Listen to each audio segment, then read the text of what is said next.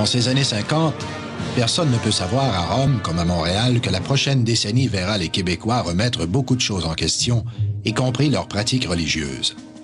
La nomination de Paul-Émile Léger permet à l'Église québécoise de vivre l'un des derniers grands moments de son épopée nord-américaine. Pie XII, le modèle bien-aimé du nouveau cardinal, a une autre grande nouvelle pour la chrétienté. Dorénavant, boire de l'eau pure ne constitue pas une rupture du jeûne eucharistique. Les fidèles n'auront plus à s'abstenir de tout liquide depuis minuit jusqu'au moment de recevoir la communion le lendemain à la messe. Le pape a sorti sa déclaration de considérations diverses sur l'état du monde.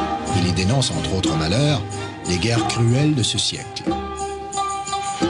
La Deuxième Guerre mondiale est chose du passé, mais on se bat toujours en Corée. Et en Indochine, les rebelles Viet Cong font la vie dure aux Français.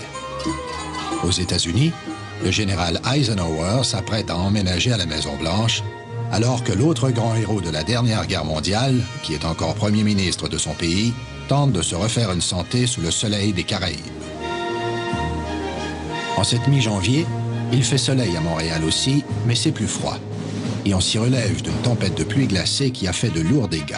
Mais toutes ces histoires plus ou moins sombres comptent pour bien peu dans les esprits, tous occupés à se réjouir de l'immense honneur fait à l'archevêque de Montréal, qui doit rentrer chez lui à la fin du mois, où l'attendent ses ouailles et leurs hommages exaltés.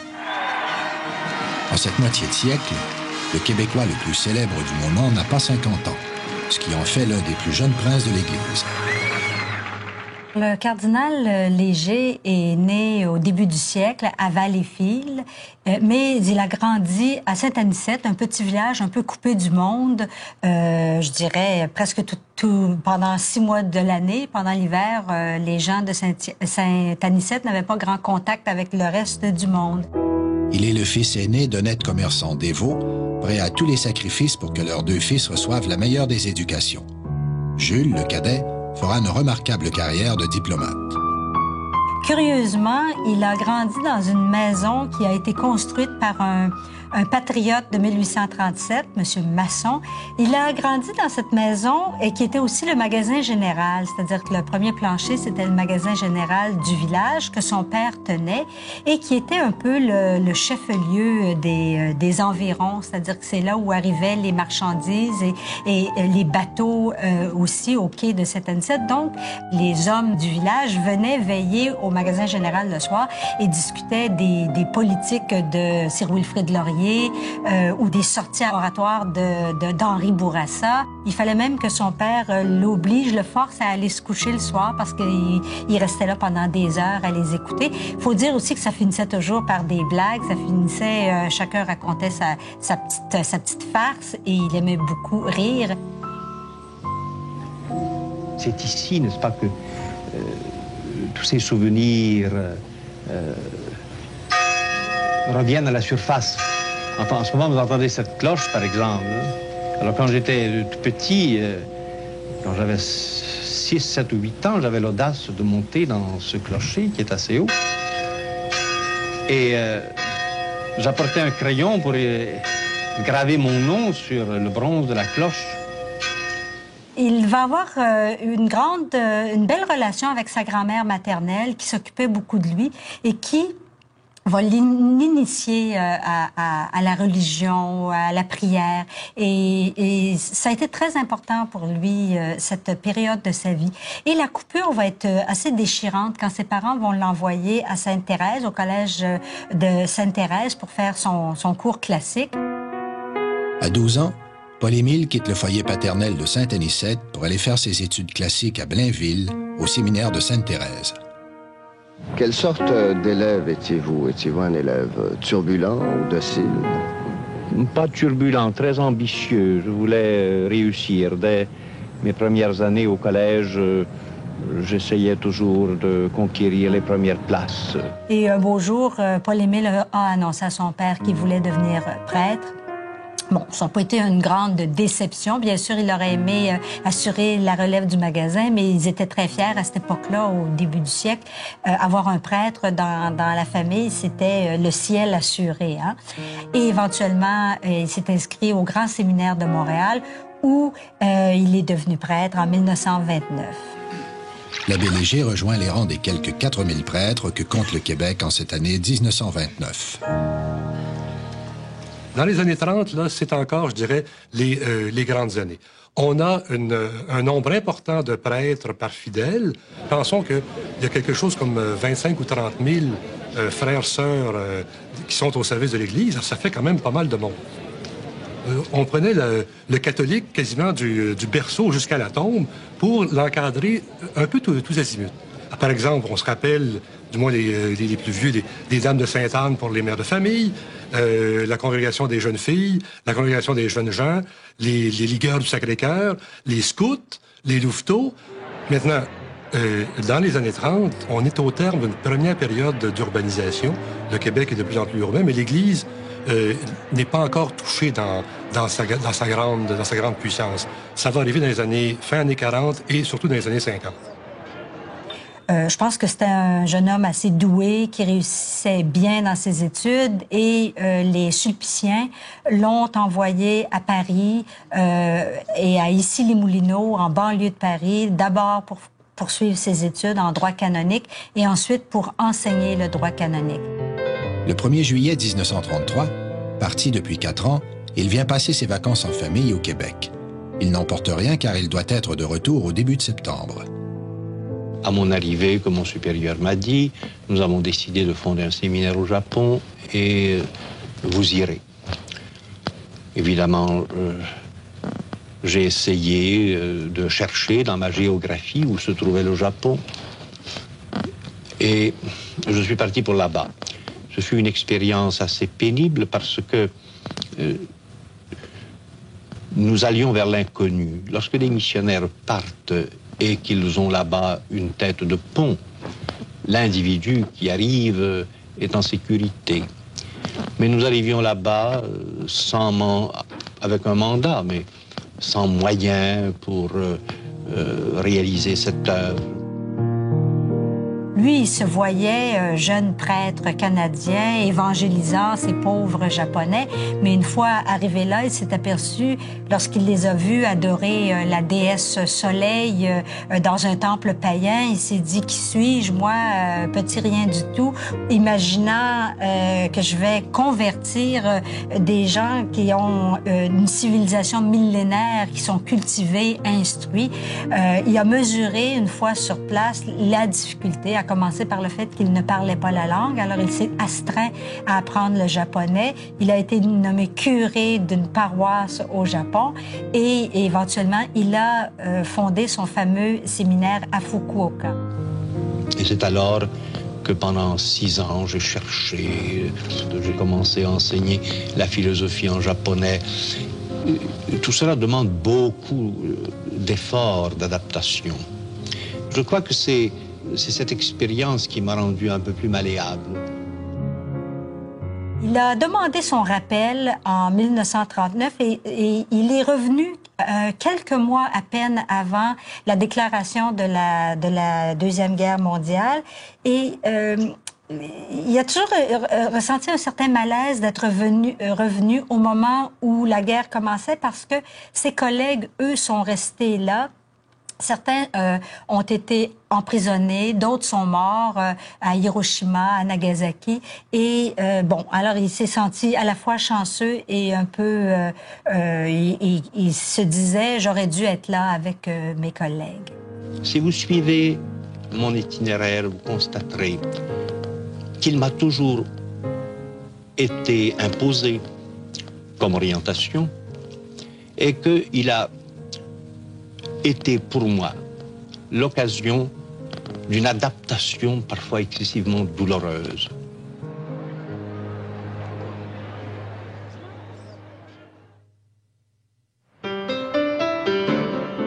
En 1939, Paul-Émile Léger est nommé vicaire général du diocèse de Valleyfield et curé de la cathédrale du même coin. Il vient de gravir un important échelon de la hiérarchie. La Deuxième Guerre mondiale va garder le jeune globe-trotter en son pays de Valleyfield. L'événement qui a le plus marqué son séjour à Valleyfield, ça a quand même été la grève de la Montreal Cotton, probablement la plus grande grève qu'il y a eu à Valleyfield.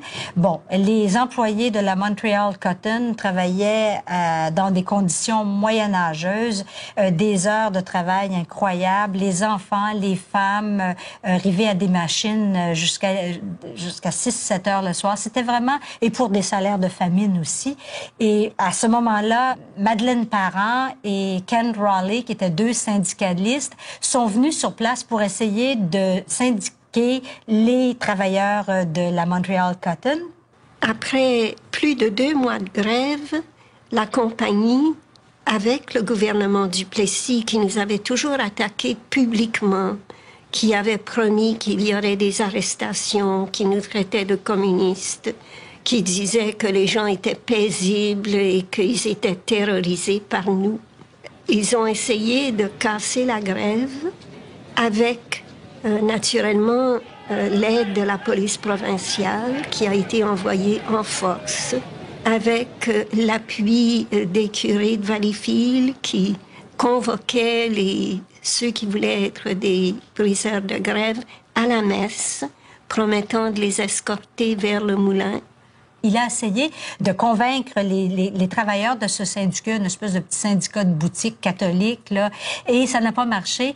Et les gens ont finalement voté en faveur du syndicat international. De sorte que la grève a été gagnée, mais on a essayé tout le long du chemin à nous trahir, à manquer de parole, à revenir sur des promesses données. Donc, Monseigneur Léger a perdu des plumes dans cette bataille-là et il a quitté Valleyfield peu après. Je dirais, il était amer, je pense. Il était déçu et amer. Le paix revenu, Paul-Émile Léger est nommé recteur du Collège canadien à Rome. En 1949, le recteur du Collège canadien était, d'une certaine manière, une sorte d'ambassadeur du Canada auprès du Saint-Siège, puisque les liens diplomatiques n'étaient pas... il n'y en avait pas eu. Tout avait été arrêté pendant la guerre et ça n'avait pas encore repris.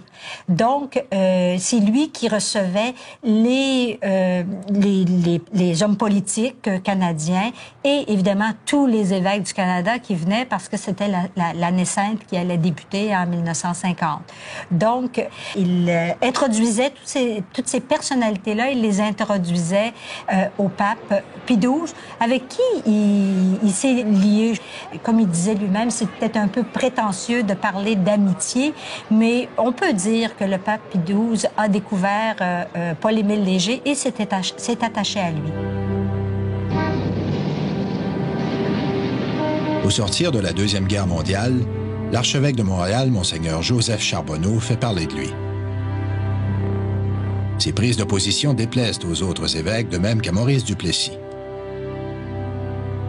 Joseph Charbonneau est originaire de Lefebvre, en Ontario. Il est venu au monde en 1892 et en 1940, il devient vraiment évêque de Montréal. Et c'est quelqu'un qui va être particulièrement aimé des gens de Montréal, parce qu'il est très, très sensible à la vie montréalaise, aux problèmes aussi des gens. Donc, c'est un syndicaliste. C'était rare pour l'Église catholique de l'époque qu'un évêque soit syndicaliste. On peut dire, avant le temps, là, un évêque de gauche. C'est un progressiste. C'est quelqu'un qui est en faveur de la vie du clergémen, là, qui est plus ouvert, qui est plus près des gens. Et il y a certains dirigeants catholiques de province qui n'aiment pas trop son style. Faut dire que Monseigneur Charbonneau les prenait de haut aussi. Il les appelait les petites mitres de campagne. Donc, il était un petit peu blessant. Et à mon avis, l'aspect principal, c'est l'appui ouvert qu'il a donné aux grévistes d'asbestos, à la grève de l'amiante. C'est assez rare de voir un archevêque de Montréal qui fait une levée de fonds et de vivre dans toutes les églises du diocèse. À ma connaissance, on a rarement, sinon jamais vu ça. Et ça, Duplessis l'a jamais digéré. Là, t'as Monseigneur Charbonneau qui clairement prend position, parce que la grève d'asbestos, c'est devenu une grève très politique. Et c'est devenu là, quelqu'un de l'opposition.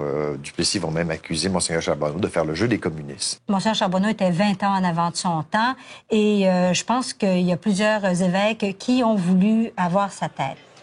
Les rumeurs ont circulé à ce moment-là que Monseigneur Léger avait contribué à faire tomber Monseigneur Charbonneau.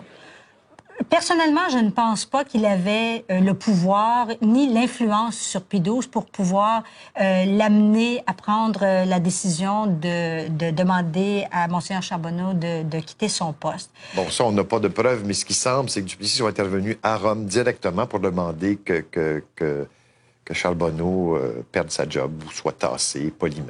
Et c'est Monseigneur Roy de Québec, qui est nouvellement nommé, qui va intervenir, qui est porteur du message. On ne sait pas exactement ce que Roy a dit, mais c'est clair qu'il a porté le message de Duplessis. Écoutez, on ne peut pas continuer comme ça. Et il est littéralement forcé de démissionner. Et puis, c'est assez humiliant. Il se ramasse aumônier dans une hospice de vieillards à Vancouver. C'est clairement une démotion. En attendant, à Rome, M. Léger vaque à ses multiples devoirs avec son zèle coutumier. Le 14 mars 1950, à 21h20, la sonnerie du téléphone le tire de son sommeil. On le prie de se rendre à la consistoriale le lendemain, à midi. Là, on lui remet le billet de son ami le pape qui le désigne archevêque du diocèse de Montréal, l'un des plus imposants qui soit. On y compte près d'1 million de catholiques. L'Église que va retrouver l'archevêque de Montréal vit une période tout en contraste en se tournant des années 50. Les signes de sa richesse et de son pouvoir n'ont jamais été si éclatants. Toutefois, derrière cet apparent triomphalisme, elle est minée dans la base même de son pouvoir et elle subit en son sein des tensions diverses qui vont s'exacerbant. Dans les années 40, le nombre de prêtres, de frères et de sœurs n'augmente pas assez vite que celui de la population. Donc, à ce moment-là, l'Église n'arrive pas à rendre les mêmes services aussi facilement. Il y a d'autres éléments qui ont changé. À partir de 1943, c'est l'école obligatoire. Ça veut donc dire qu'il y a beaucoup plus d'enfants dans les écoles. L'Église commence à être un peu interpellée par ça, doit apprendre à vivre avec ça. Donc, même si on réussit encore à attirer des foules, on a cette espèce de distanciation de l'encadrement de l'Église. Les premiers signes avant-coureurs, ça se passe dans les quartiers ouvriers, où là, on se rend compte, à la fin des années 40, qu'il y a entre 30 et 50 des gens qui vont pas à la messe le dimanche, par exemple, régulièrement. Alors ça, c'est un premier symptôme. Au lendemain de sa nomination, Monseigneur Paul-Émile Léger n'a pas l'esprit à ces sombres considérations. L'honneur qui vient de lui être fait l'emplit d'orgueil. Ce soir, écrit-il à ses parents, le monde entier sait que votre petit Paul est devenu un successeur des apôtres. Paul-Émile Léger fait dorénavant partie des puissants de ce monde. L'ambassadeur canadien à Rome est accouru lui offrir ses félicitations.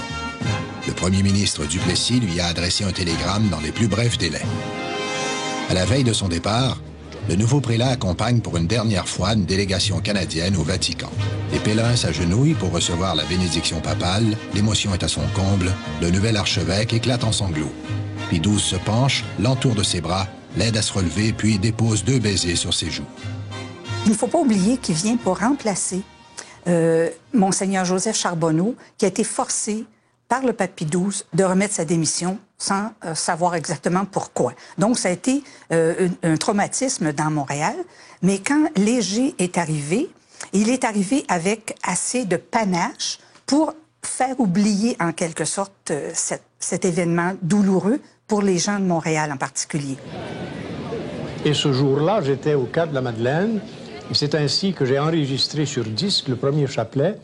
Et en revenant du Cap de la Madeleine le soir, dans ma voiture, je me répondais à moi-même. C'est là que j'ai découvert, n'est-ce pas, toutes les malices des masses médias.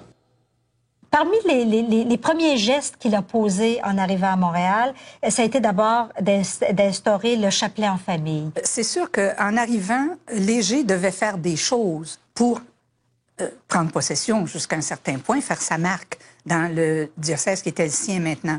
Et il y avait aussi reçu une lettre de Monseigneur Courchesne, avant même d'arriver à Montréal, en lui disant « Il faut absolument que tu paraisses le plus possible à la radio. » Parce qu'à ce moment-là, c'était le seul média. La télévision n'était pas arrivée encore en 50. Alors, pour être capable d'exercer son influence. Alors, c'est comme ça que Léger a pris des initiatives comme celle-là. La présentation du chapelet se faisait, bien sûr, à la cathédrale Marie-Reine du Monde. L'annonceur n'était pas en studio et son éminence à la cathédrale. L'annonceur se déplaçait avec le technicien, puis on montait dans la colonne en haut, et je disais ceci. De la cathédrale Marie-Reine du Monde à Montréal, CKAC présente le chapelet en famille. Un quart d'heure de prière et de recueillement pour l'obtention d'une paix durable dans le monde. Son éminence, le cardinal Paul-Émile Léger, récite le chapelet avec les invités du palais cardinalice. Et là, mon signal, mon contact, mon gros contact quotidien avec son éminence, c'était qui voulait dire « Allez-y, cardinal, c'est à vous ». Et là, il regardait, je ne sais pas si tu as vu Bessin, mais il regardait, puis il était pas sûr. Il y avait un petit moment d'hésitation, puis là, il dit « Vierge sainte, la grâce de vos moments, j'ai résisté aux ennemis de salut ». Premier mystère. Et ce contact-là a duré pendant 2 ans. CKAC avait comme code d'écoute, à 7 heures le soir, 1 million. Je me souviens, CKAC avait mis des publicités dans le journal, où je pense, je sais pas si je fouille dans mes affaires, si j'ai pas un macaron, CKAC 1 million avec le chapelet. Et ça a créé d'ailleurs un remue-ménage à Radio-Canada, parce que à la même heure, il y avait Un homme et son péché, le fameux Séraphin, qui était un radioton très couru à ce moment-là, à tel point que Radio-Canada a déplacé l'heure de Séraphin à 7h15 pour que les gens puissent écouter le chapelet à 7h et Séraphin, Un homme et son péché, ensuite. Alors, Séraphin qui passait nez à nez avec le chapelet, Séraphin, code d'écoute extraordinaire, mais la conscience des Québécois qui disaient « Est-ce que c'est Séraphin ou ben non, c'est son éminence? » Finalement, c'est le cardinal qui a gagné. Quelle belle époque. C'est un des plus beaux moments de ma vie. Ça a été, n'est-ce pas, de réunir les familles pendant 17 ans, à 7 heures tous les soirs. Je savais que Montréal était à genoux. Au début de novembre 1952, 30 mois après avoir été nommé archevêque, Monseigneur Léger s'envole pour Rome y régler divers problèmes diocésains. À son arrivée, il est reçu par son ami Pie XII. Des rumeurs circulent à Rome. Sa sainteté s'apprête à combler les 24 sièges vacants au Sacré Collège. Certains y voient Monseigneur Léger, mais le principal intéressé n'y croit pas. Montréal n'a jamais eu de cardinal et la tradition veut que le chapeau rouge aille à Québec. Le premier cardinal, c'est 1886. Le premier cardinal québécois, c'est le cardinal Taschereau, qui était un évêque à Québec en 86. Et depuis ce temps-là, à chaque fois que le Vatican nomme un cardinal, c'est toujours l'évêque de Québec. Puis pourquoi? C'est simple à comprendre. Ça remonte au temps de Monseigneur Laval. C'est que l'évêque de Québec, c'est le primat de l'Église canadienne. Donc, l'évêque des évêques au Canada, s'il y en a un qui est important, le premier de tous, c'est l'évêque de Québec. Donc, il y a eu Taschereau en 86. Après ça arrive Bégin, le cardinal Bégin. Après ça arrive Villeneuve, le cardinal Villeneuve. Et ce sont des hommes très importants dans la société québécoise. Hein? Ils ont beaucoup de pouvoir. Les hommes politiques sont obligés de les consulter. Sitôt qu'il y a de quoi d'important qui va se voter en chambre, le premier ministre prend le téléphone pour demander conseil à l'évêque en question. On va même empêcher le gouvernement Marchand en 1897 de créer un vrai ministère de l'Éducation. C'est l'évêque de Québec qui va empêcher, entre autres, la création d'un ministère de l'Éducation. Fait qu'on va mettre 60 ans avant d'en avoir un véritable avec Paul Gérin-Lajoie. La veille même de son départ pour le Québec, un envoyé du pape lui annonce que sa sainteté l'élève au rang de cardinal. L'archevêque tombe à genoux sur le parquet devant un grand crucifix d'ivoire. Il récite un pater. Il figure maintenant, dira-t-il, parmi les princes de la cour du roi des rois. Oh, surprise! Et ça va être la déception à Québec. Pourquoi? Parce que Québec perd un certain pouvoir, oui et non, entendons-nous. Monseigneur Roi à Québec reste le primat de l'Église canadienne, hein? Mais il n'empêche que si on envoie à Rome un cardinal pour nous mandater, là, pour parler au Vatican, ça va être Paul-Émile Léger. Les Québécois de la capitale vont être profondément déçus de la perte du siège cardinalice. À commencer par Duplessis qui avait enjoint publiquement le bon Pie XII d'élever l'archevêque Maurice Roy à la dignité cardinalice. Le 28 janvier 1954, le nouveau prince de l'Église descend au port de New York. Plus tard, le cardinal monte à bord d'un train qu'on a réservé pour son auguste personne. On se souvient de son retour à la gare Windsor par un froid sibérien au mois de janvier, fin janvier. Il est tout de rouge vêtu. Il y a une foule incroyable qui s'agglutine autour de la gare en dépit de ce froid intense. Et il sort du train. On a installé un tapis rouge de la descente du train jusqu'à la tribune. Il s'avance sur le long tapis rouge qui mène à la tribune d'honneur érigée au centre de la gare. D'une main gantée, il tient son chapeau symbolique et de l'autre, il salue la foule. À son doigt brille l'anneau d'or et de saphir que le Saint-Père y a glissé. L'enthousiasme atteint son comble quand le jeune cardinal se lève pour parler. Montréal, ô ma ville, tu as voulu te faire belle pour recevoir ton pasteur et ton prince. Les carillons des 200 églises du diocèse sonnent en chœur. Il en riait un peu à la fin de sa vie, il souriait, il disait évidemment, je ne redirai pas cette phrase-là aujourd'hui, mais puis il s'excusait un peu de l'avoir fait. Il dit, vous savez, c'est un accueil princier qu'on m'a réservé et j'avais lu Le Petit Prince de Saint-Exupéry. La foule pressée dans le temple entend bientôt le cardinal exulter de nouveau. « Ô mon Église, mon épouse, tu as revêtu ta robe de fiancée pour recevoir ton pasteur et ton père. » Parce que c'est un homme d'action essentiellement. Il va embrayer sur la charité. On a le foyer de charité que lui aussi met en place dès les années 50. On a en 53 l'hôpital Saint-Charles-Borromée. Tout ça, c'est des initiatives de Léger à partir desquelles il va mobiliser finalement une grande partie de la société. Il lançait des corvées. Samedi prochain, le cardinal invite les menuisiers, les plombiers, les électriciens à venir donner leur journée pour la construction du foyer de charité. Et les corps de métier venaient comme ça aider. Même les motards sont venus une journée laver les corridors avec leurs vestes de cuir, sont venus laver les corridors de l'hôpital. Parce que il drainait des foules, le cardinal Léger. Il avait qu'à demander et il recevait. Évidemment, on était à l'époque avant le bien-être social, c'était la charité chrétienne. Pour la nourriture, il téléphonait au maire Drapeau, il disait, « Monsieur le maire, là, on aurait besoin de poulets. » Le maire s'occupait de lui trouver des poulets.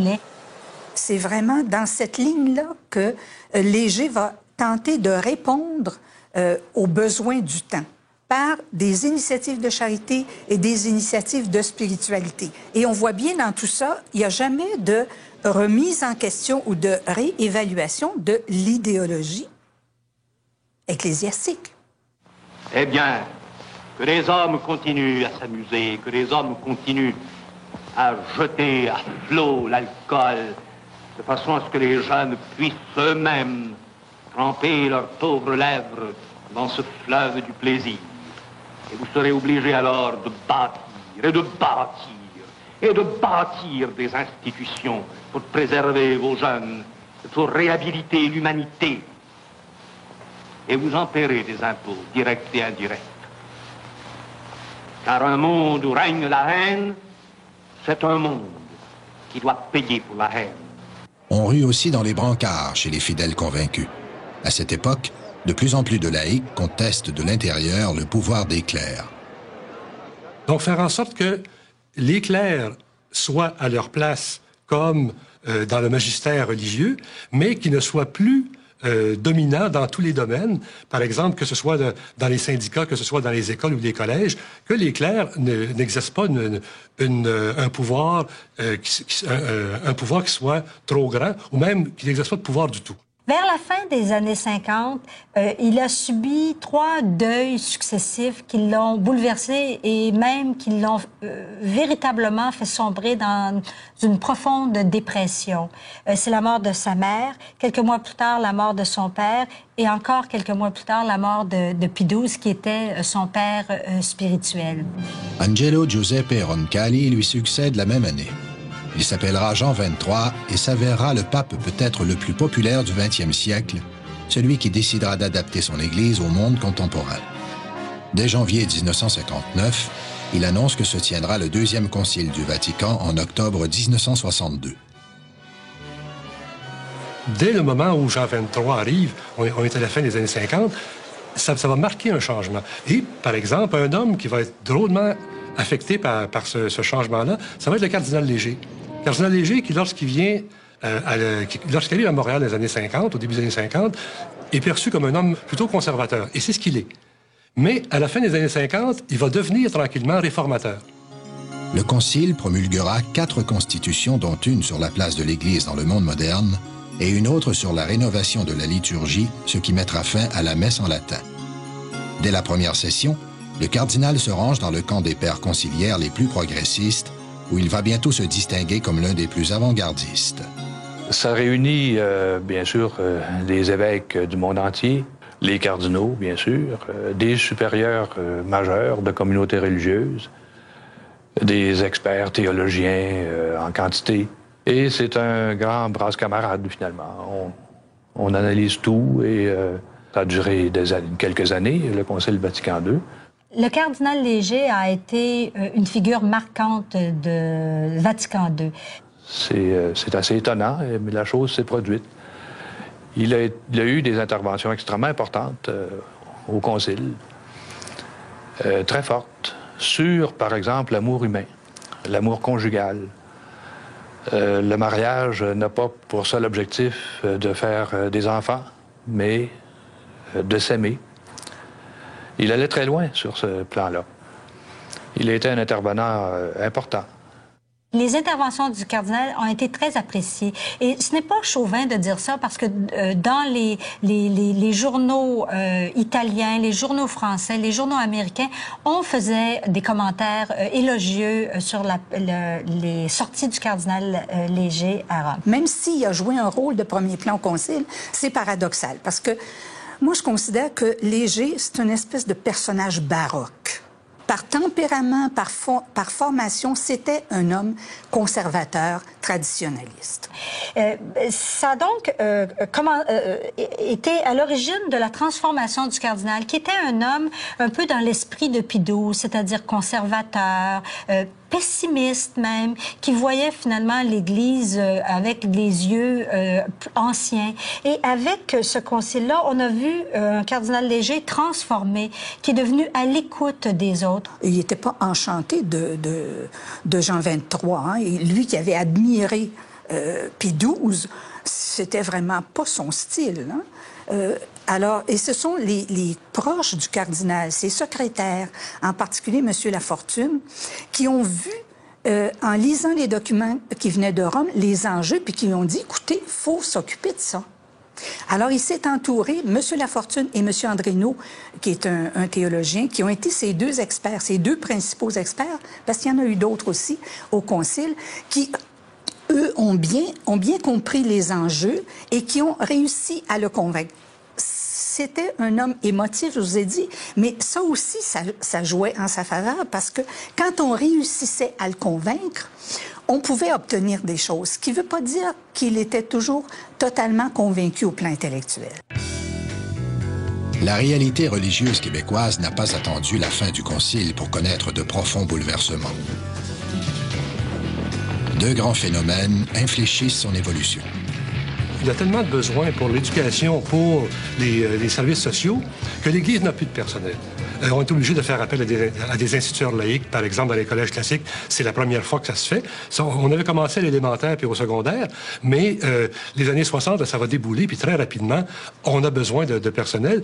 Et là, les grandes réformes se produisent, et c'est le Québec qu'on connaît qui se met en place avec le ministère de l'Éducation. Et là, on quitte un petit peu on est rendu dans le deuxième versant des années 60. Et la crise religieuse aussi. Une crise qui a beaucoup fait souffrir le cardinal Léger. D'abord parce que les fidèles délaissent les églises et aussi parce que les prêtres et les religieux et les religieuses quittent leur sacerdoce et leur vie religieuse. Il a du mal à accepter ça. Faut comprendre que les jeunes prêtres, à ce moment-là, se posaient des questions sur leur vocation parce que, jusque-là, ils avaient été enseignants dans les écoles, les collèges, les religieuses tenaient les hôpitaux. Et là, du jour au lendemain, avec la Révolution tranquille, on sort, si je puis dire, les religieux des églises, des écoles et des hôpitaux. Donc, ils se cherchent, finalement, ils cherchent un sens à leur vocation. Il y a un phénomène qui est très important, qui est survenu après Vatican II, puis après les premières réformes, et qui, on peut dire, a vraiment marqué une brisure, une véritable cassure, et ça a été la position du pape pour condamner la fameuse pilule anticonceptionnelle, comme on l'appelait. Alors, toute la question de l'hostilité de l'Église à cette méthode de contraception a littéralement débranché des milliers de femmes. Et ça a été... l'Église, dans le fond, a perdu ses supporters dans les familles les plus convaincus, et ça a été fini. Ça a été fini. Parce que, en fait, pour les femmes, l'arrivée de la contraception, puis on avait cru un temps que l'Église serait compréhensive là-dessus, c'était vu aussi comme une libération. Parce qu'il faut parler, par exemple, à des femmes qui ont connu l'époque des années 30 et 40 où l'Église intervenait brutalement dans la vie des femmes en disant « Empêchez-vous la famille, madame ». Avez-vous empêché la famille? Les femmes sortaient en pleurant des confessionnaux. Ça, ma mère, ma grand-mère m'ont raconté des choses comme ça, et c'était courant. C'était dit dans les retraites aussi. Donc, il y a eu ce phénomène-là, et on peut dire que ça a été ce qui a marqué la rupture à peu près totale avec l'Église. Et ça, c'est les années 67-68. Après ça, là, c'est la débandade. Vers 1960, on compte 8400 prêtres. Mais 20 ans plus tard, leur nombre a diminué de moitié. On observe le même phénomène chez les communautés religieuses. Dans la même période, par exemple, les effectifs chez les communautés d'hommes ont baissé de 75%. Certains diocèses se montrent plus empressés que d'autres à adopter les réformes proposées par Vatican II.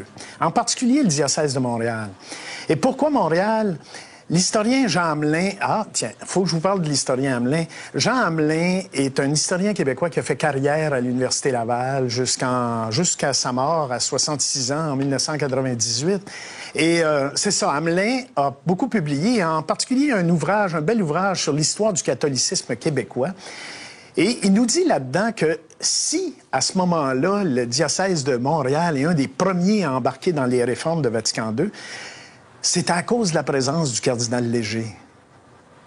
Ce qui a permis au cardinal Léger de prendre sur ses autres collègues des diocèses du Québec, là, un ascendant, c'est, entre autres, la parution en 1960 d'un livre du frère Untel, le frère Jean-Paul Desbiens, un livre ça va être un grand succès de librairie, qui s'appelle « Les insolences du frère Untel ». Le frère Untel déplore l'autoritarisme de l'Église. Pas le message chrétien, il déplore en fait le cléricalisme.